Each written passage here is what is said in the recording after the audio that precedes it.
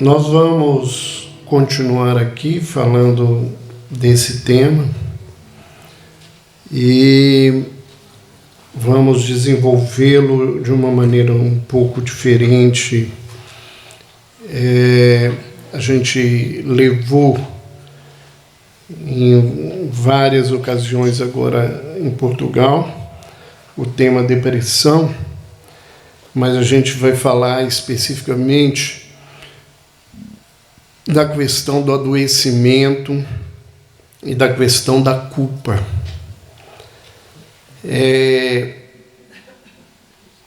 Todas as vezes que a gente fala em doença, a gente está falando de doença espiritual. E nós precisamos entender o que é saúde e o que é doença na visão dos espíritos. O que eles nos informam acerca deste tema na nossa vida. Então vamos ver algumas observações acerca disto.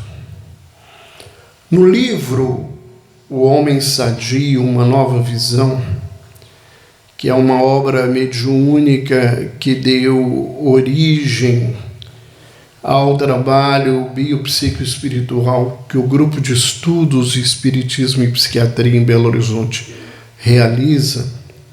É um grupo que se reúne de profissionais da área de saúde mental que tentam fazer essa conexão há 40 anos.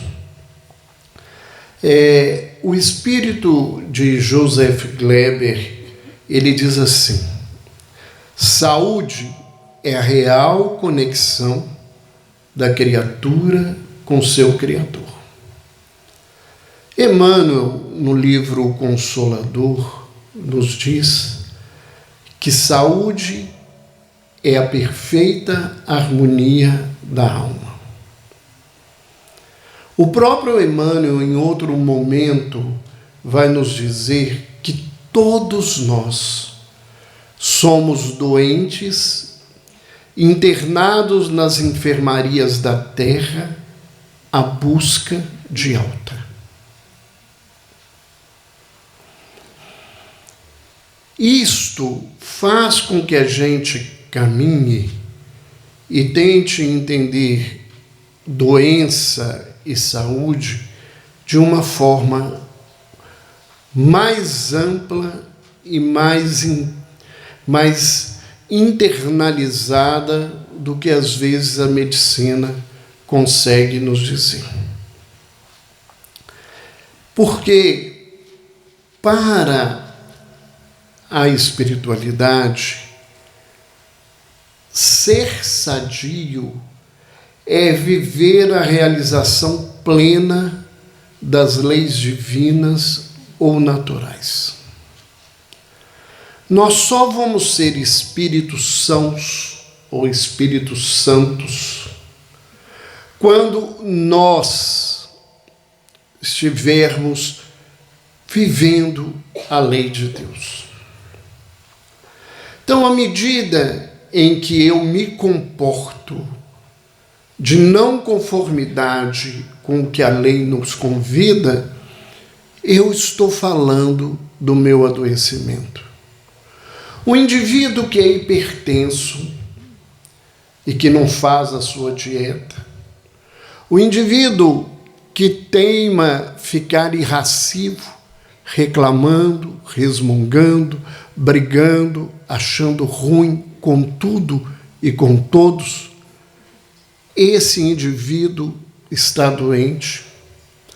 O indivíduo que pensa mal, que faz mal, que fala do mal, ele está doente. Nenhum de nós, do ponto de vista dessa observação, somos pessoas sadias. E a proposta da doutrina espírita é uma proposta de transformação pessoal, de uma transformação interna de todos nós. Então, não adianta a gente falar de muita coisa que a gente aprende, mas não apreende, não coloca em nós.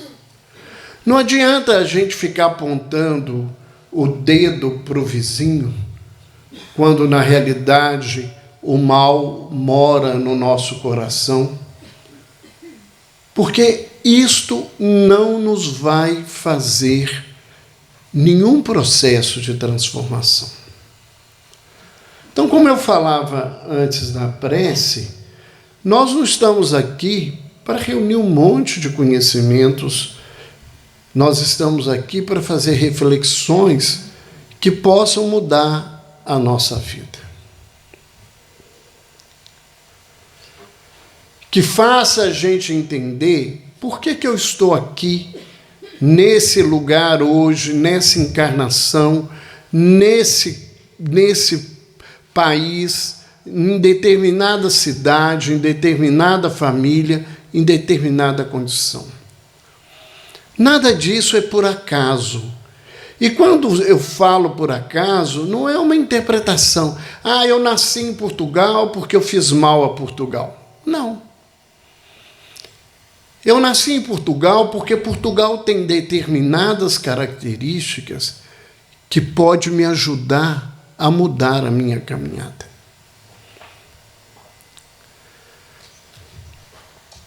Existe uma coisa, brincando no Brasil, que não existe em Portugal, que chama corrupção.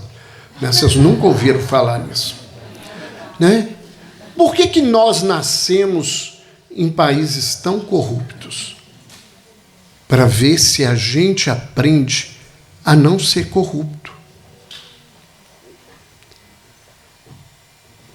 E a corrupção não é só estatal, a corrupção é do povo. Quando eu chego num ambiente, e isso eu vejo muito no movimento espírita, mais cedo do que os meus amigos, e eu marco os lugares para eles se sentarem que vão chegar atrasados, e os que chegaram na hora não vão encontrar esse lugar, isso é corrupção, isso é desonestidade. Quando eu vou para um cinema e furo a fila do cinema, isso é desonesto.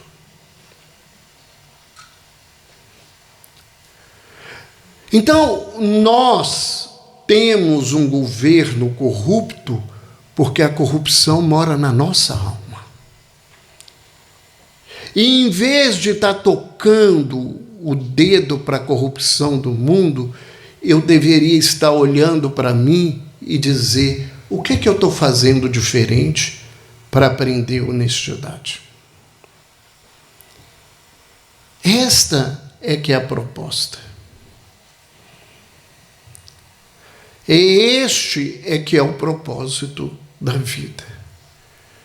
Por que eu tive a oportunidade, nessa encarnação, de conhecer o Espiritismo?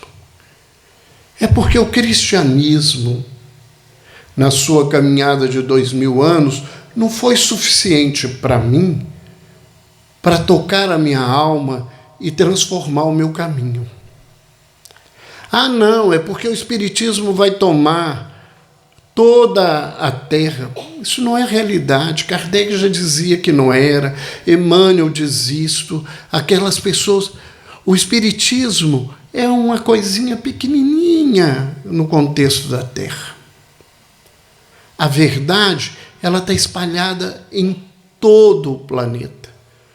Só que nós somos espíritos extremamente renitentes, que precisamos ser tocados de uma maneira, às vezes, muito mais intensa para acordar. Porque somos bons de olhar o mal do outro e não ver o mal que mora dentro de nós. É isto que precisa mudar. É essa a proposta né, quando a gente vê essa questão da saúde, né?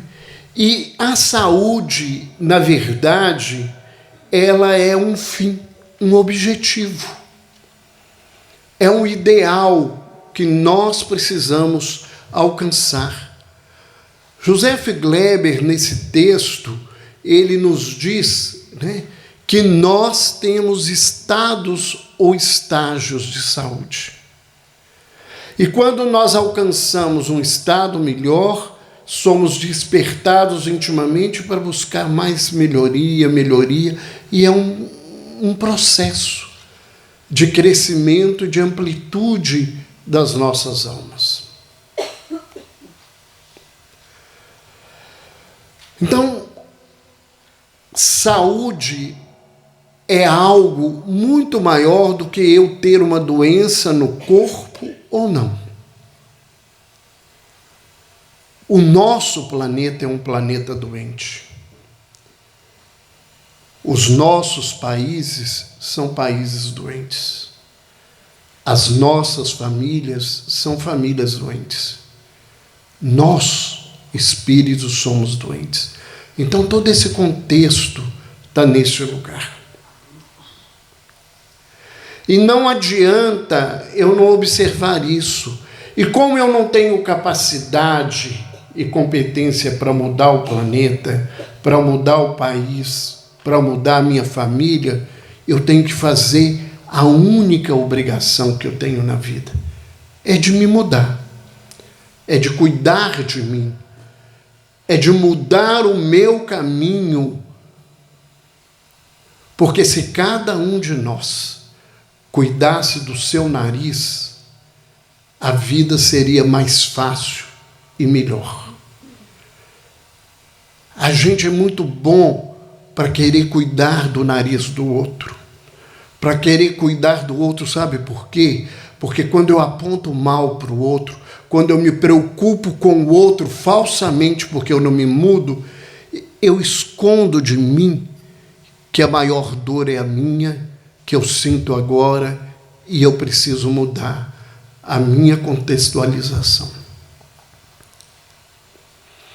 Eu vejo muitas vezes a gente acreditando, né, mesmo que a gente não queira falar e se expressar, que como espíritas a gente seja melhor porque a gente tem maior conhecimento. Não vejo isso. Nós não somos melhores que as pessoas. Fazemos os mesmos movimentos complicados.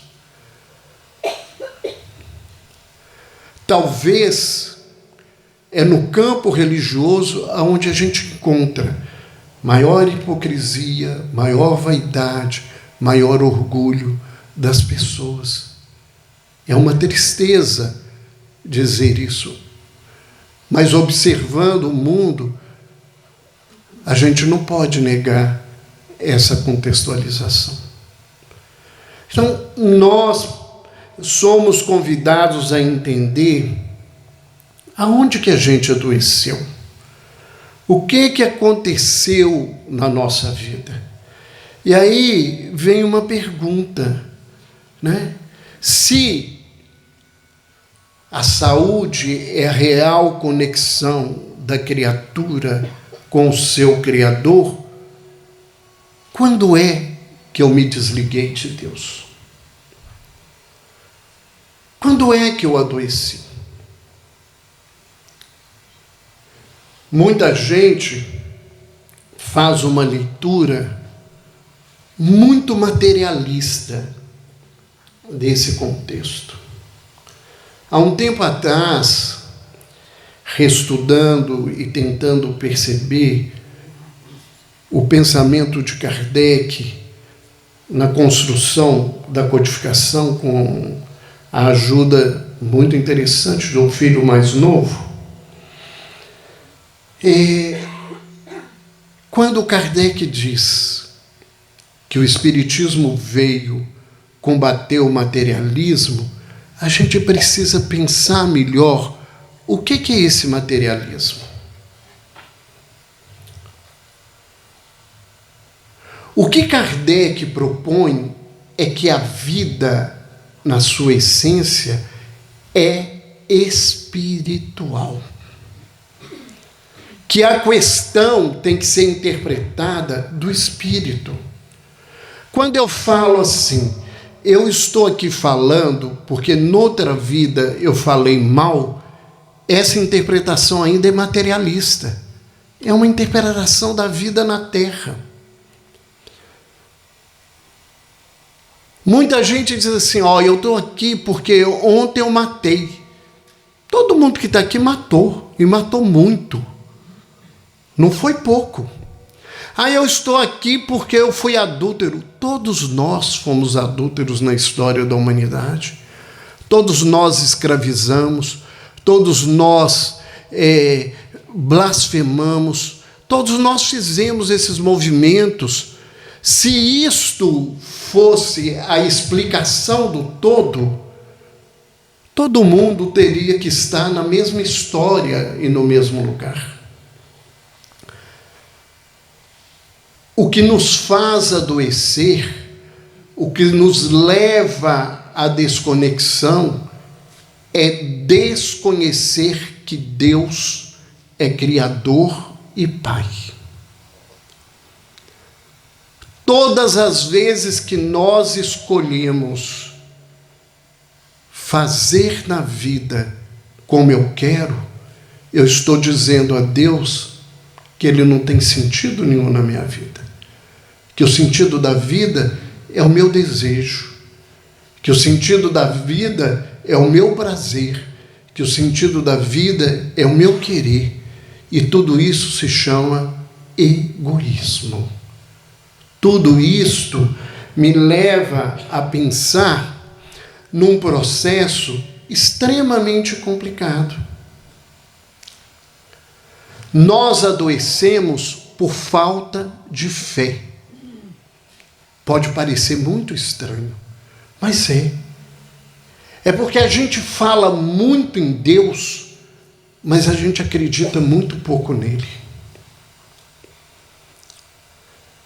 Existe, do ponto de vista teológico, uma diferença entre crença e fé. Jesus, repetindo uma fala dos provérbios, de um dos profetas, ele diz: crer em Deus, até os demônios creem e tremem quando escutam-lhe o nome. Crença é racional. Nós vamos ver isso agora. Fé é uma questão de alma. O homem que tem fé, ele dirá à montanha que ela vá e ela irá. Porque tem nele um sentido real de caminho e de transformação. Nós somos homens, como Jesus fala, de pouca fé. Nós falamos muito em Deus, mas a hora que a vida aperta, muita gente pergunta: será que existe Deus mesmo? Quando a gente não faz uma pergunta: por que Deus não me escuta? Num dos nossos livros da associação, o espírito de Humberto de Campos, ele escreve uma página e ele diz assim, falando disso, que ele caminhando, vendo as pessoas perguntarem: por que Deus não me escuta? E ele levantou: será que nós escutamos Deus?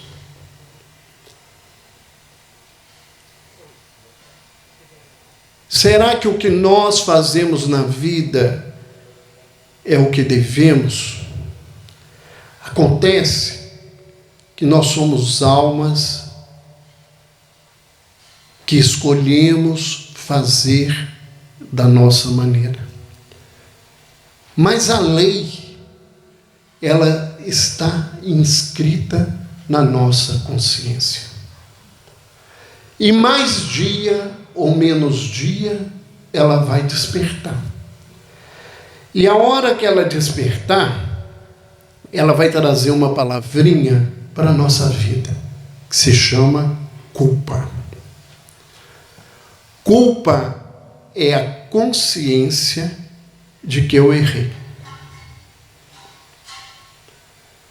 E sentir culpa só tem significado no primeiro momento.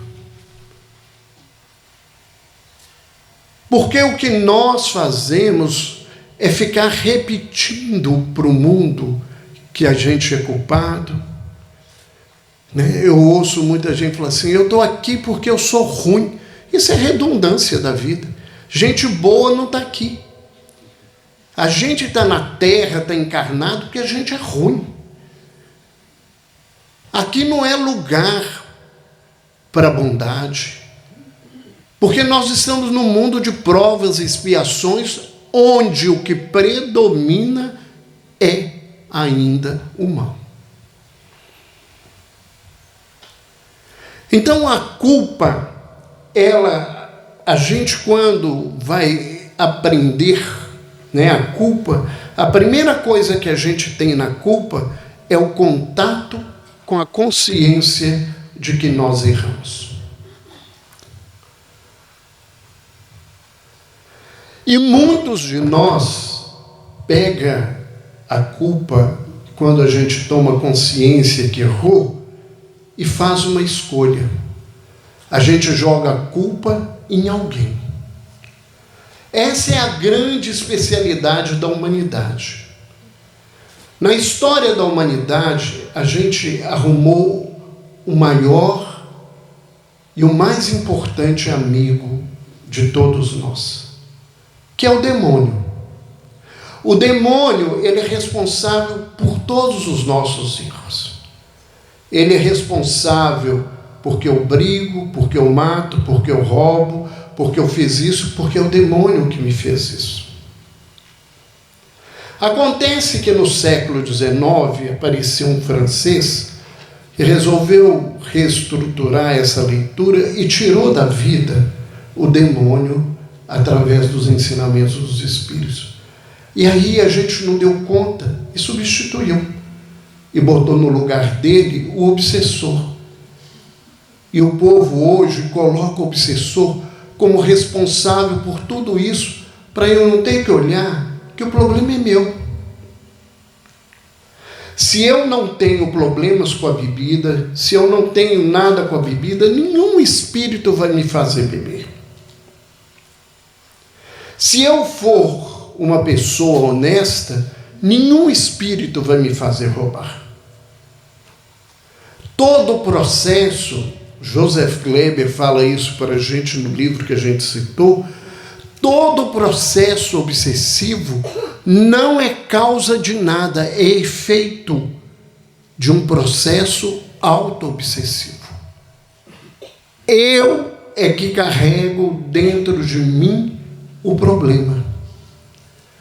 Os espíritos sintonizam comigo naquilo que eu tenho de dificuldade ou não. Então também não adianta eu tomar consciência se eu não fizer um movimento.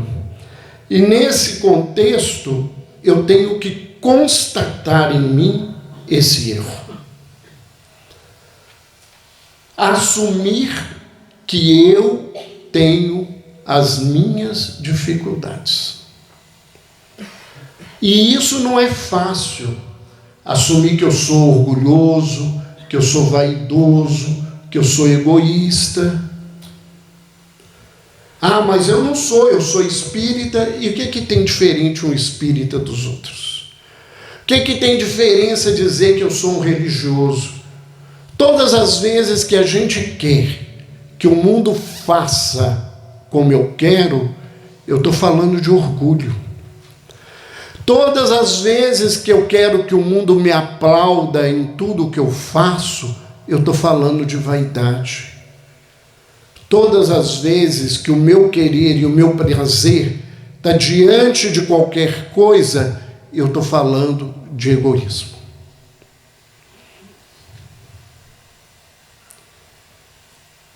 Então eu tenho que constatar que eu carrego na minha alma estas doenças, porque são estas as doenças do nosso espírito. Todas excrescentes do egoísmo. E a gente, além de constatar o nosso erro, a gente tem que assumir a responsabilidade. Não colocar em ninguém culpa da minha infelicidade. Ah, não, mas eu sou infeliz porque minha mãe me abandonou. Eu sou infeliz porque meu pai era alcoólatra e batia na gente. Eu sou infeliz porque meu patrão faz isso. Não, eu sou infeliz porque eu não dou conta de ser feliz diante da luta da vida.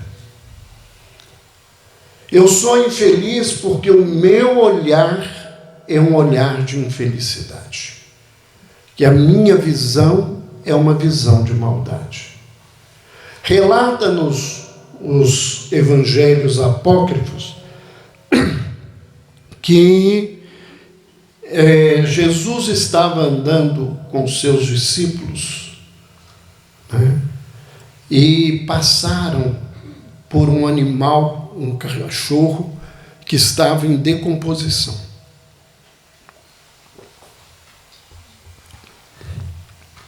Imediatamente os discípulos começaram a tampar o nariz e a reclamar do mau cheiro.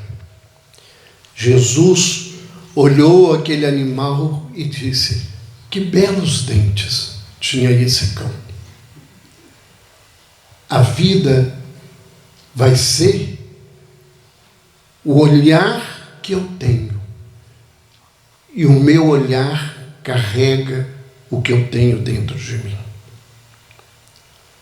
Se eu vejo maldade no mundo, é porque a maldade continua a morar dentro do meu coração.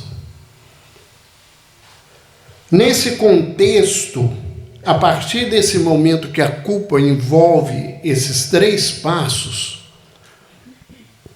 eu vou viver de uma outra forma.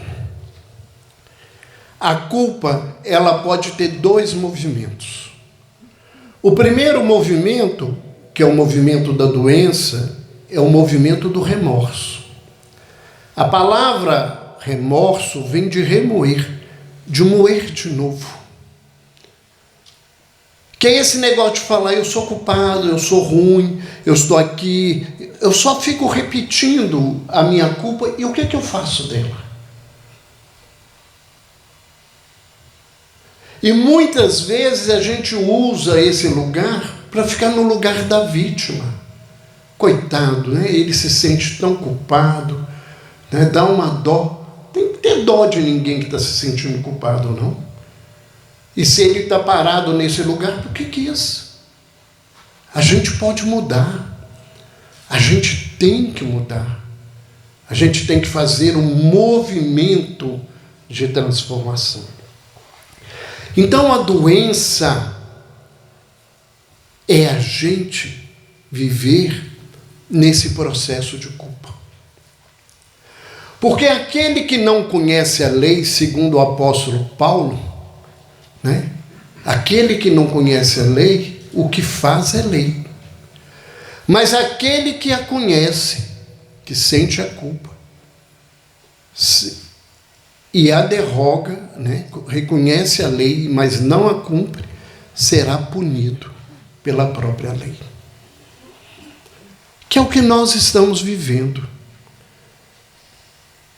Mas existe um novo e importante movimento no processo de culpa, que é o arrependimento.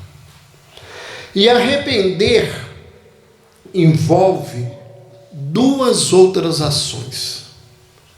Uma é reparação. Eu tenho que reparar todo o mal que eu fiz à humanidade.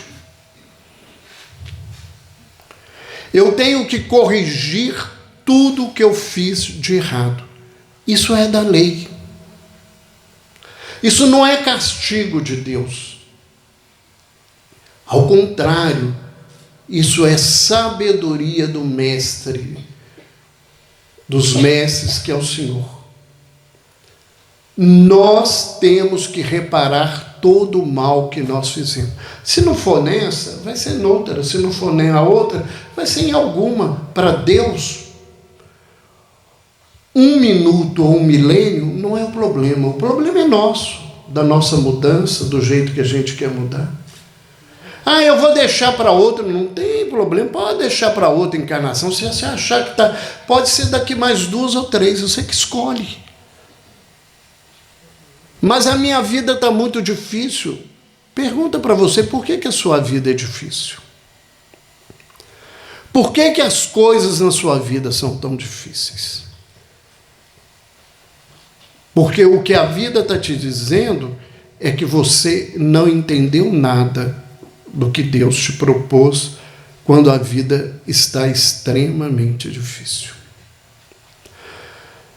Do outro lado, eu tenho que expiar, eu tenho que receber a consequência na minha vida do que eu fiz. Então, o indivíduo que bebe em excesso, que come em excesso, ele vai receber em algum momento da caminhada dele o resultado do excesso. Se eu sou uma pessoa mal-humorada, a vida vai me dar o resultado do meu mau humor.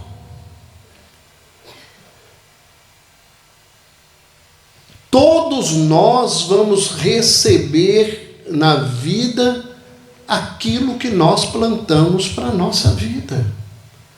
Não tem jeito de sair. Aí eu ouço pessoas falando assim, mas eu agora estou fazendo bem, por que eu estou recebendo mal? Você agora está plantando, não é hora de colher ainda, não. Você está colhendo o que você plantou antes. Será que eu fui tão ruim assim? Pergunta para você, não sou eu que tenho que responder. A sua consciência que sabe. Não é a proposta divina que a gente fique condenando as pessoas. A condenação, a transformação é nossa. E esse processo, ele nos leva ao seguinte. Desculpa o slide agora que eu vi, estava corrigindo, eu não vi, ele está bem pequeno, mas eu vou ler para vocês. A gente só sente culpa quando a gente tem algumas questões na vida. Primeiro, a gente tem que ter razão, raciocínio, livre-arbítrio, porque se eu não tivesse livre-arbítrio, o que eu estou fazendo é sob ordem divina. Eu tenho que ter conhecimento, só quem conhece é que pode escolher. E eu tenho que ter capacidade de ter exercício da vontade. Então ninguém vem dizer que errou por culpa da ignorância. A gente erra por culpa do conhecimento. Nós estamos num processo de reparação porque a gente escolheu entre a lei divina e o meu desejo. Agora você tem que acertar o caminho. Nesse contexto, é nessa condição que eu desrespeito a lei. E quando eu desrespeito a lei, eu me afasto do amor de Deus. Não é Deus que deixa de me amar. Sou eu que me afasto do amor de Deus. E o que alimenta o homem é o amor de Deus. O que alimenta o espírito é o amor de Deus, que dá a vida. Quando eu desrespeito a lei, eu me desconecto de Deus. Então eu passo a não me alimentar mais dessa energia. E aí, uma hora, a minha inteligência vai me mostrar a culpa do que eu fiz. E de outro lado, eu vou desvitalizar o meu corpo espiritual.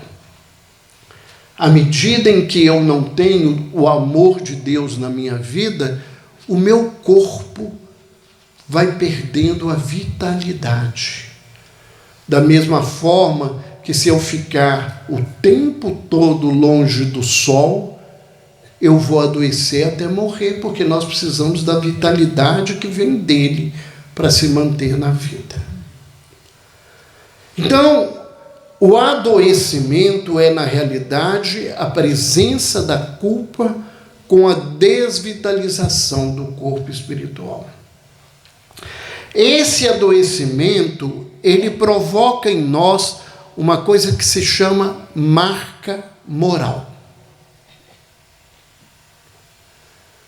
Que o mito judaico-cristão chama de pecado original.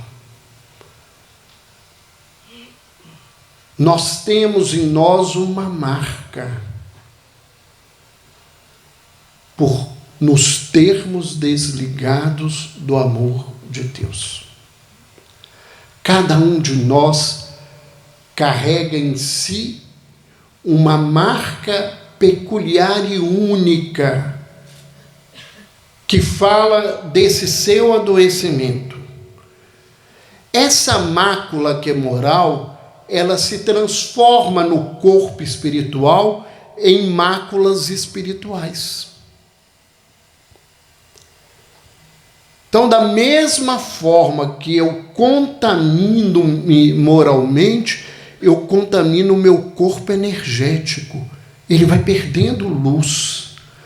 Nesse sentido, eu adoeço quando eu ajo do ponto de vista da razão, da inteligência, o componente mental desse corpo espiritual.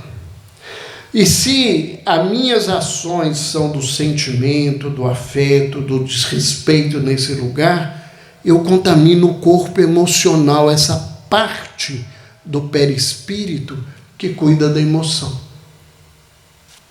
Este é o nosso processo.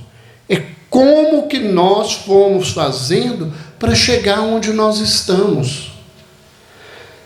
E nesse contexto, eu levo essa marca para o duplo etérico, para a estrutura perispiritual mais próxima do corpo físico, e quando eu vou reencarnar, eu demarco o corpo, e aí eu vou ter uma ressonância física que vai estar demarcada em algum órgão, em alguma estrutura ou num conjunto de estruturas do meu corpo. Mas a minha doença é o desrespeito da lei. Cada um de nós tem a doença que precisa.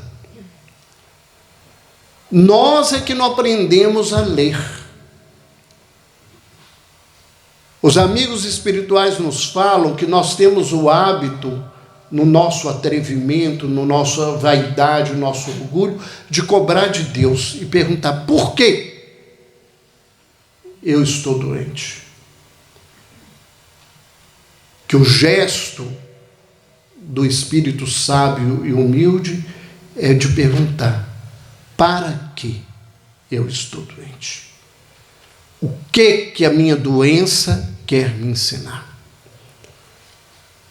O que a minha vida quer me ensinar em qualquer aspecto da minha situação?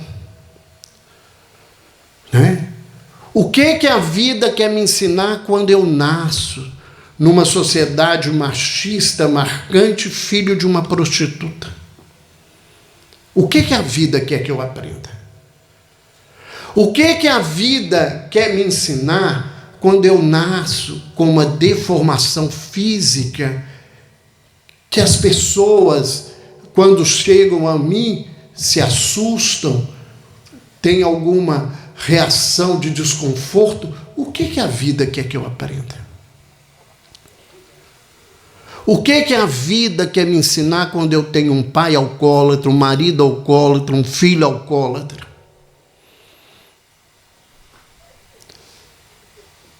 O que a vida quer me ensinar quando eu tenho uma diabetes, uma hipertensão arterial, uma artrite reumatoide, uma esquizofrenia, uma depressão? É isto que a gente precisa aprender.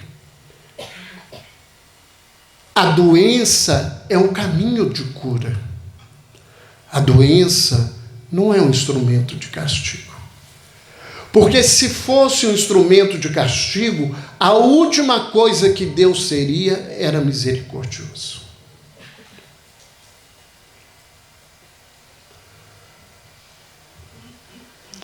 No livro O Homem Sadio, os Espíritos dizem que a misericórdia é a coloração ímpar do amor de Deus, que diferencia o amor dos homens do amor divino.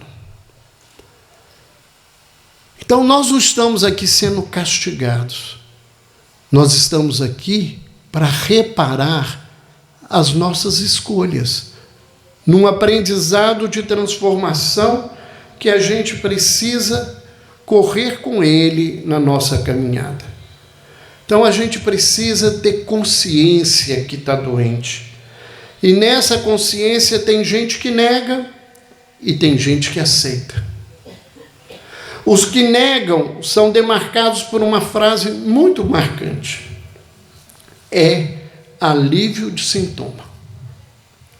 A maioria de nós quer ficar livre do problema.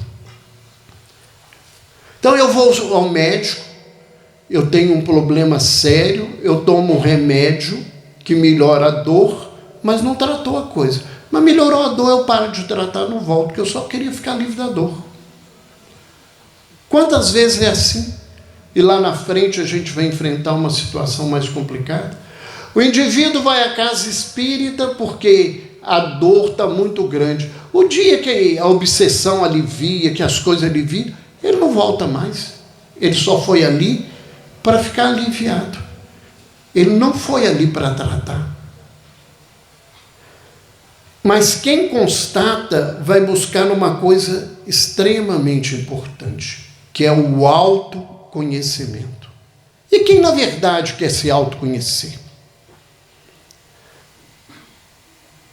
Autoconhecimento não é uma coisa fácil, não é uma coisa simples. Porque eu vou ver que muita coisa que eu faço não tem nada de bondade. Tem gente, e é isso que o Evangelho fala muitas vezes, que dá esmola para ser elogiado. Muitos de nós estamos na direção do movimento religioso por orgulho, porque nós gostamos de mandar, de ter poder, e aí é o meu centro espírita, é a minha reunião, é o meu médium, é o meu trabalho, é o meu jeito. Isso é orgulho. Não tem nada de saúde, ainda é movimento de doença. É muito difícil se assumir esse lugar. Estar aqui, onde eu estou aqui agora, isso aqui é movido por vaidade ainda.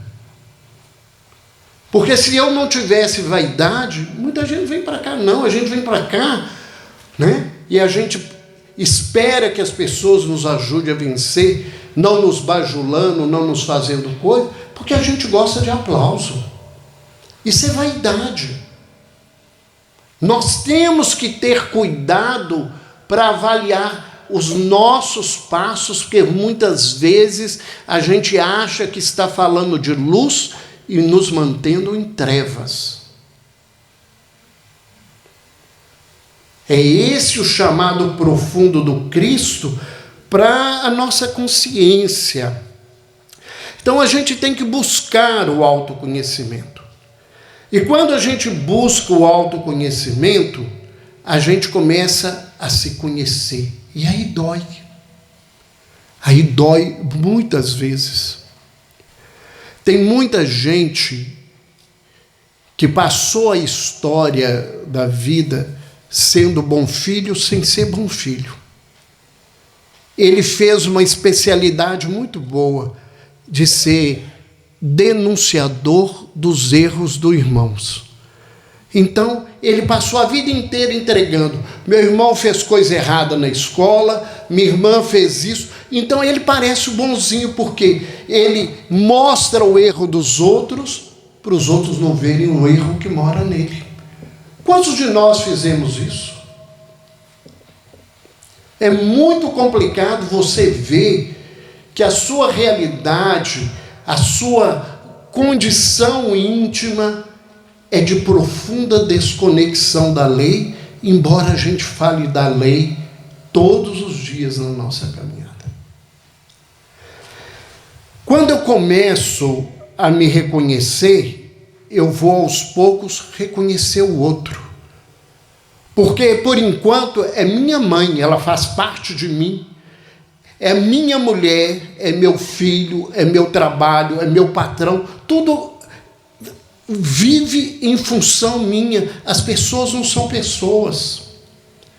Se o meu filho quer ser gari, lixeiro, e eu queria que ele fosse médico, e ele vai para a rua, porque ele não está fazendo o meu desejo. Se eu tenho um filho homossexual, ele não serve para mim, porque isso me incomoda, vai falar mal de mim, né? Então, as pessoas não são elas, não são acolhidas por ser gente, elas são, na minha vida, se elas me interessam. E o dia que me interessa, eu toco elas na vida. Como muitas vezes a gente toca as pessoas da casa espírita porque elas não nos interessam mais, porque elas estão tocando em coisas que eu não quero ver nas minhas feridas pessoais. Quando eu começo a aprender a reconhecer que existe eu e existe o outro, eu vou começar a crer em Deus. Por quê? Alguém aqui fez o céu, fez a lua? Alguém aqui, levanta a mão quem fez a lua para mim, ou quem construiu Marte? Ninguém, eu também não. Então, se eu não construí e ninguém construiu, tem que haver algo acima de mim e do outro que construiu esse universo. Isso é crença, é racional, é da cabeça. É uma lógica que pode não ter sentido mais nenhum do que saber que tem um Criador, mais nada. E o que eu tenho de relação com esse Criador, na verdade? Quando eu passo a me reconhecer, eu vou aprender humildade. Humildade vem de humus, de esterco. Reconhecer que, embora eu seja impuro, sujo, eu sou importante na história do universo. Porque o humus, ele alimenta a planta que dá o fruto e que dá o flor. Nesse processo, é só quem é humilde, que se reconhece pequeno, que vai buscar arrependimento. Quem conhece os 12 passos do AA sabe disso. O primeiro passo é reconhecer que eu sou a menor das criaturas e que existe um ser, um ente superior, alguma coisa superior, e que eu preciso dele na minha caminhada. Nesse processo, à medida em que eu me arrependo, que eu vou fazendo a minha recuperação, eu desperto em mim potencialidades boas. Nesse despertamento, eu passo a aceitar Deus, porque eu só vou começar a ter fé em Deus quando o bem começar a morar em mim. Eu vou começar a ver as coisas que estão nesse lugar. Nesse contexto, quem acredita e tem fé, vive a lei. E à medida em que eu entendo Deus como Pai, eu me reconheço como herdeiro de Deus. E aí a situação fica assim. Igual se escreve lá no Brasil, às vezes atrasa o carro. Eu não sou o dono do mundo, mas sou filho dele. É entender que tudo que existe no universo é herança do Pai, que eu tenho responsabilidade de cuidar. E nesse contexto, viver a lei e ter consciência que é filho de Deus, nos dá e nos põe nesse lugar de saúde. Era isso que a gente tinha para dizer. Que a gente possa aproveitar a nossa culpa para transformar a nossa caminhada. Que assim seja.